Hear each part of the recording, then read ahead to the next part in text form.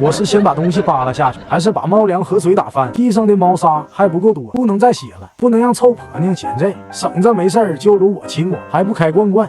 省什么你？你这样小心机我早就发现了，所以我手运叫2代扫扫机器人来帮我打扫。什么猫粮、猫砂、猫毛，它边扫边洗，收拾得很干净。沙发、电视柜下面也可以扫到，还可以选备自动上下水装置，像洗衣机一样自动换水洗拖布，连水都不用倒了。换上拖布，切换成拖地模式，它是旋转加压擦地，擦得很干净。脏了还能自己回基站清洗拖布，洗拖布时灰压比例自动添加清洁剂，涂完还能热烘干拖布，避免拖布潮湿发霉发臭，设计得很贴心。有了它，我就可以解放双手，有更多的时间来撸你了。怎么样，惊不惊喜，意不意外？你可真会呀，我服了。